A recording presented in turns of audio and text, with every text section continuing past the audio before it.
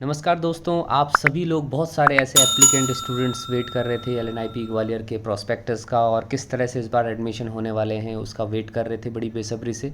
इस वीडियो में हम छोटी से बड़ी बातें हम जानने की कोशिश करेंगे और बहुत सारे ऐसी शंकाएं हैं, डाउट्स हैं जो यहाँ पे आपके शायद क्लियर हो जाएंगे। और कुछ ऐसी चीज़ें हैं क्योंकि लगातार न्यू एजुकेशन पॉलिसी के तहत ये लगातार चेंजेस जो हो रहे हैं उसमें बहुत सारे कन्फ्यूज़न लगातार दिखाई दे रहे हैं। तो एलएनआईपी ग्वालियर जो कि एक उच्च संस्थान या उच्च विश्वविद्यालय माना जाता है, उच्च स्तर का, जो कि भारत में ही नहीं बल्कि विदेशों में भी इसकी पहचान है। तो फिज़िकल एजुकेशन की जो कोर्सेज़ हैं, डिग्रीज़ हैं, उनको खासकर बीपीएड और एमपीएड के लिए जाना जाता है। तो इस सब चीज़ों के बारे में ये प्रॉस्पेक्टस आपको साइट पे मिल जाएगा एलएनआईपी की, जहाँ पे सेशन 2022-23 के प्रॉस्पेक्टस को आप डाउनलोड कर सकते हैं। उससे जुड़ी हुई और कुछ जो मेन बातें हैं उनको हम यहाँ पे कवर करने की कोशिश करेंगे।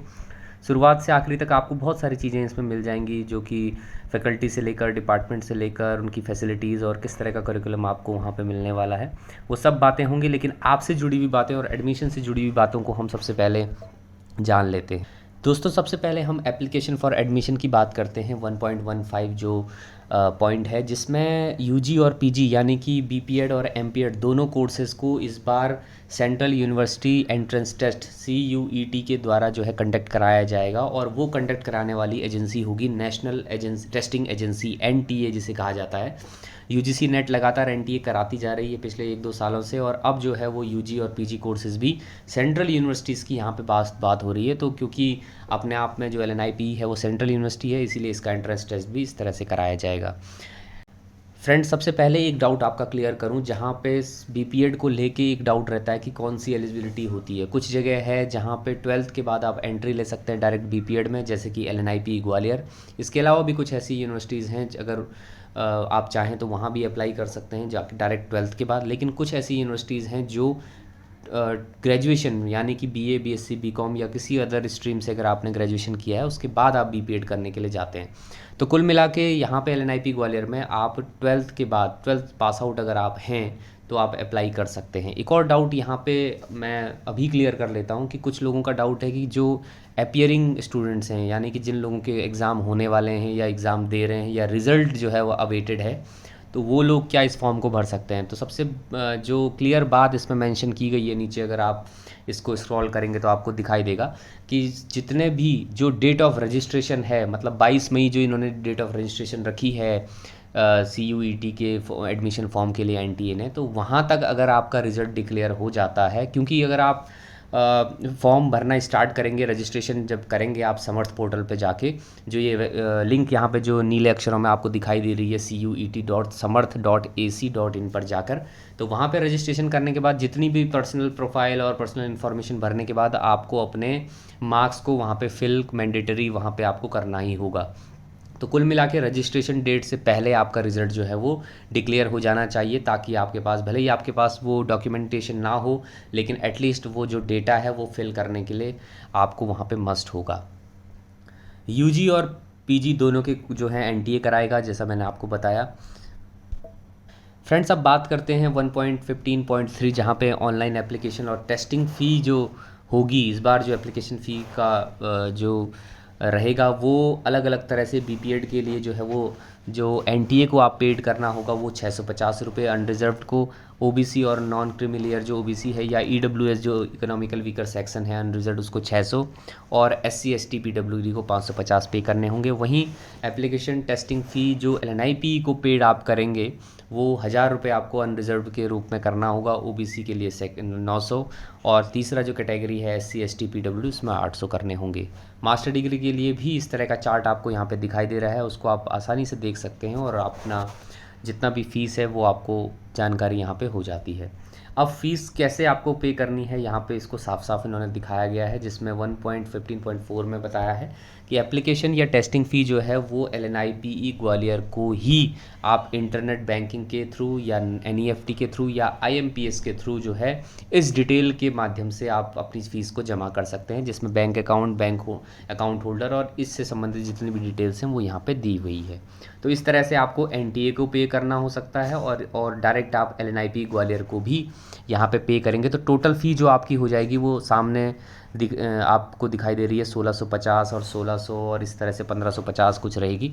तो ये अलग अलग कैटेगरीज़ के हिसाब से यहाँ पे रहेगी, लेकिन 2 तरह की फ़ीस इस बार आपको एनटीए और साथ ही साथ एलएनआईपी ग्वालियर के अकाउंट में आपको ये फ़ी के रूप में देना होगा। टेस्टिंग फ़ी जो इसको नाम इन्होंने दिया हुआ है।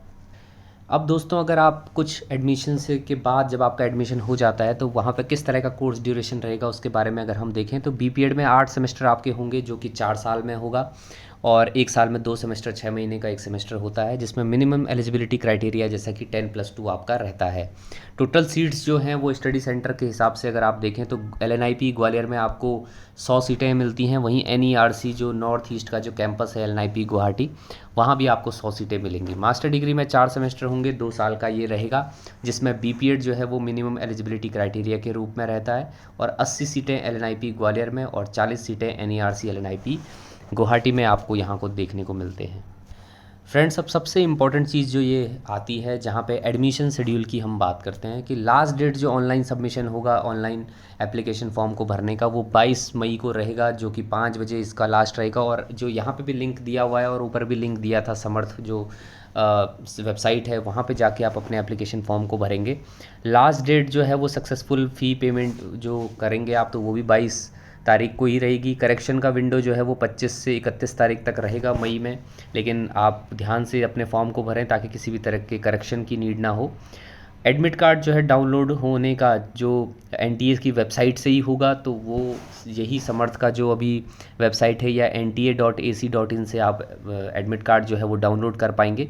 फ़िलहाल जो है आप 22 तारीख को बिल्कुल नोट करिएगा, उससे पहले पहले अपने फॉर्म को ज़रूर भरिए ताकि लास्ट मिनट के रश से आप बच पाएँ।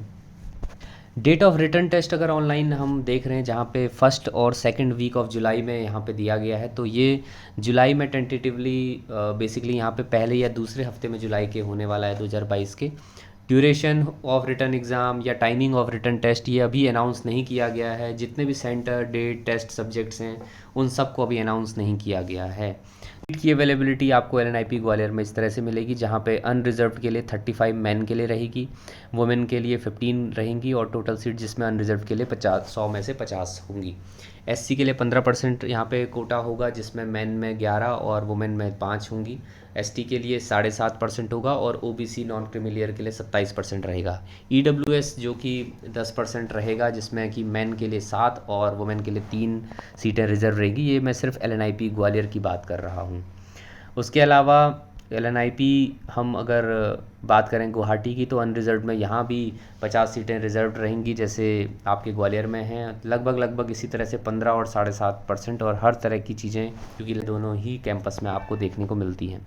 एलिजिबिलिटी की अगर हम बात करें तो यहाँ पे 10+2 आपका पास्ड होना चाहिए, सर्टिफिकेट आपके पास होना चाहिए इंटरमीडिएट का, जिसमें आपने कम से कम अनरिजर्व्ड कैटेगरी में 50% मार्क्स हासिल किए हों, और अगर आप ओबीसी नॉन क्रीमिलियर कैटेगरी में भी हैं तो भी आपको 50% यहाँ पे चाहिए होंगे। 45% मार्क्स जो हैं वो आपको रिलैक्सेशन 5% का यहाँ पे मिलेगा अगर आप SC ST या PWD या कश्मीरी माइग्रेंट हैं या कश्मीरी पंडित हैं, तो यहाँ पे आपको यहाँ पे 5% का रिलैक्सेशन मिलने वाला है। 45% के मार्क्स के साथ भी आप यहाँ पे एलिजिबल होंगे एडमिशन के लिए।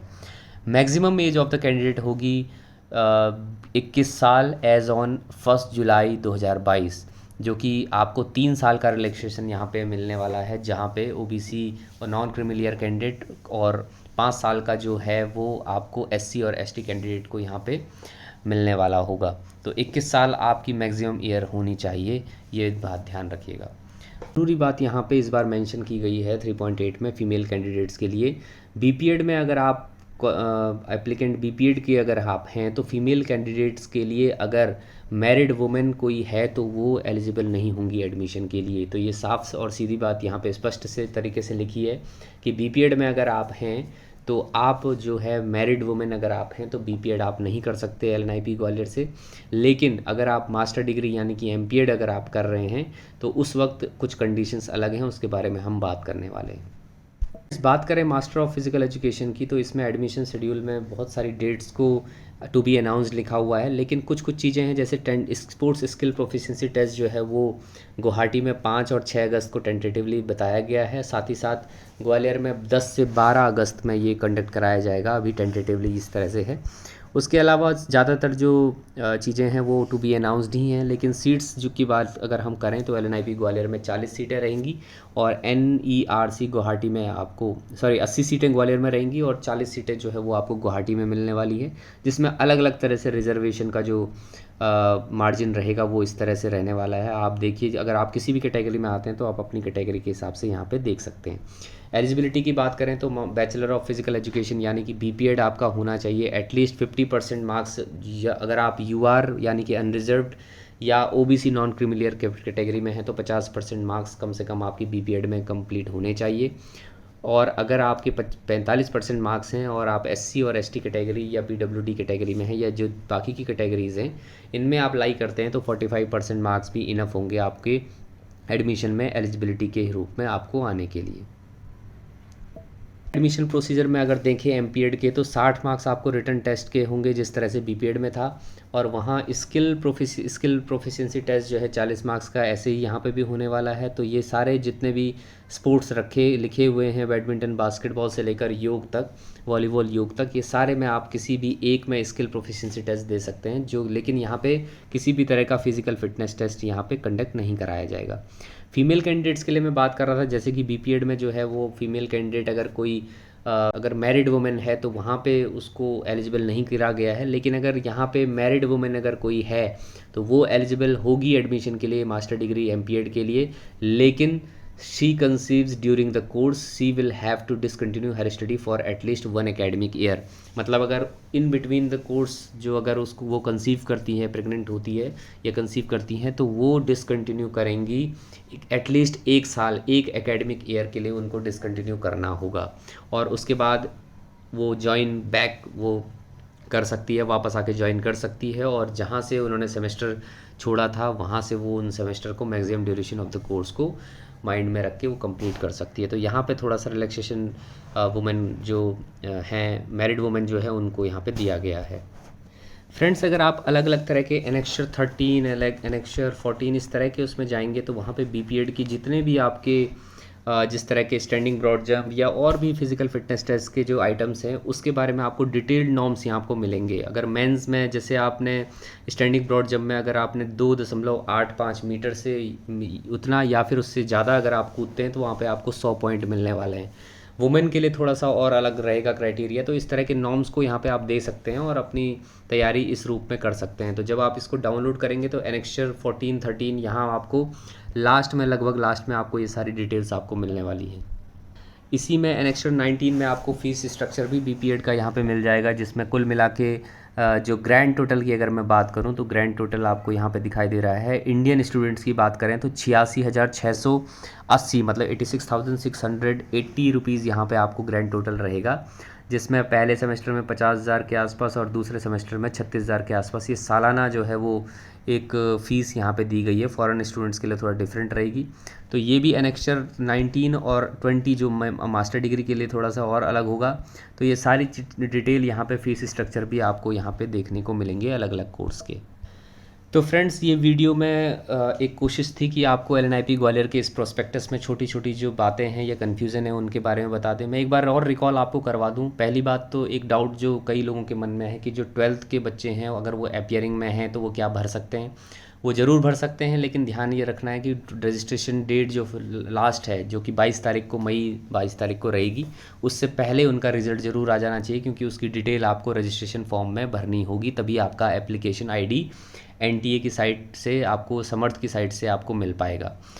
उसके अलावा एक डाउट ये है कि मैरिड वुमेन जो हैं, मैरिड वुमेन को क्या एलिजिबल होंगी। तो मैरिड वुमेन BPED में बिल्कुल भी एलिजिबल नहीं होंगी, लेकिन मास्टर डिग्री में उनकी एलिजिबिलिटी वहाँ पर रखी गई है, बशर्ते कि अगर वो कंसीव करती हैं ड्यूरिंग द कोर्स तो उनको 1 साल के लिए या 1 एकेडमिक ईयर के लिए जाना होगा वापस, और उसके बाद वापस ज्वाइन करके उसी सेमेस्टर से उनको कैरी ऑन करना होगा। उसके अलावा अभी जो डिटेल्स हैं वो बहुत ज़्यादा नहीं है। BPED ये सिर्फ उन लोगों के लिए अभी तक का जो ये CUET का जो UG प्रोग्राम्स का जो इन्होंने ओपन किया है 22 तारीख जिसकी लास्ट डेट है, ये सिर्फ उन कोर्सेज़ के लिए है जो कि 10+2 के लिए, मतलब जिनकी एलिजिबिलिटी 10+2 होगी। जो बच्चे बीपीएड मतलब ग्रेजुएशन के बाद करने वाले हैं उनके लिए ये कोर्स अभी नहीं है। उनके लिए पीजी में जब सीयूईटी के एंट्रेंस टेस्ट का जो पोर्टल खुलेगा तो तब जाके आप उसको एप्लीकेशन अपनी भर सकते हैं फॉर्म। तो बिल्कुल फ्रेंड्स देर ना करें।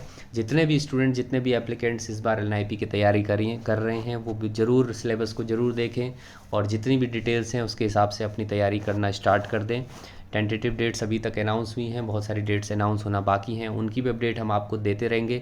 लगातार हमसे जुड़े रहिए, उसके लिए ज़रूर सब्सक्राइब करिए चैनल को ताकि आने वाली जो नोटिफिकेशन आपको मिलती रहे।